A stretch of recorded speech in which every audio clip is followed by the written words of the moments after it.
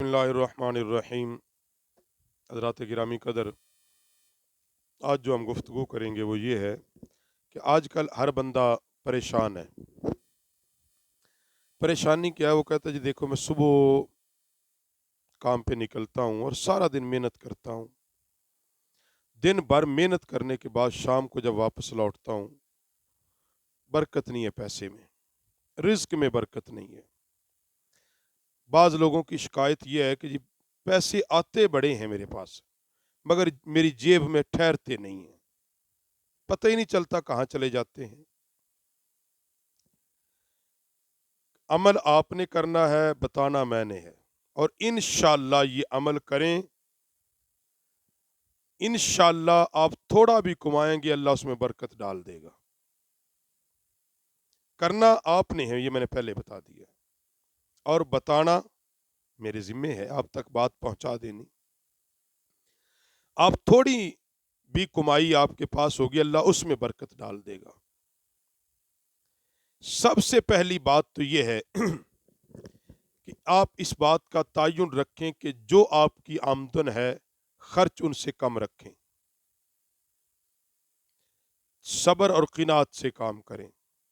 Number 2, आपके रिज़्क में बरकत होगी, कमाई में बरकत होगी।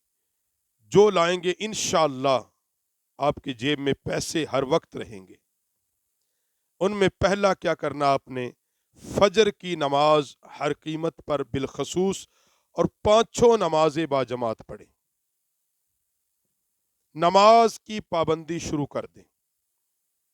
नमाज की पाबंदी शुरू कर दें और फजर की नमाज हर कीमत पर अदा करें। और नमाज फजर के बाद कुरान पाक की तिलावत लाजमी फरमाएं, चाहे 2 आयतें ही पढ़ें।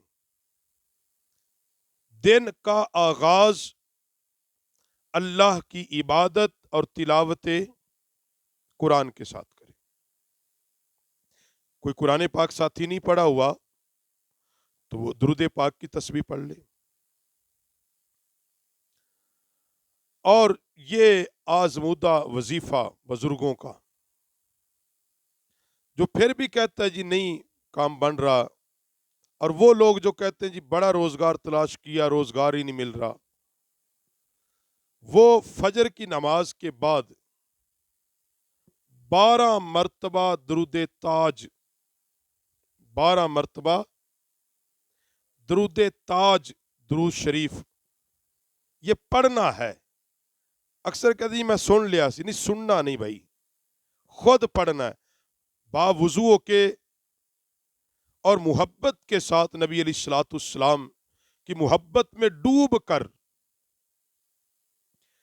12 मरतबा दरूद ताज पढ़ें। इंशाअल्लाह चंद दिनों में अल्लाह आपको रोजगार भी दे देगा, आपके रिस्क में भी अल्लाह बरकत देगा। पढ़ना आपके जिम्मे है, मैं फिर कह रहा हूं, और इंशाअल्लाह ये अमल करके देखें।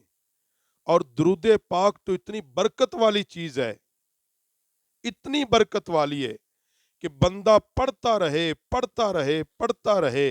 और वैसे भी उलमा ने लिखा है कि फर्ज इबादत के बाद जो वक्त इंसान के पास बचे, वो दुरूद पाक पढ़ेगा, अल्लाह उसके रिज्क में भी बरकत डाल देगा और उसके गुनाहों को भी मुआफ फरमा देगा।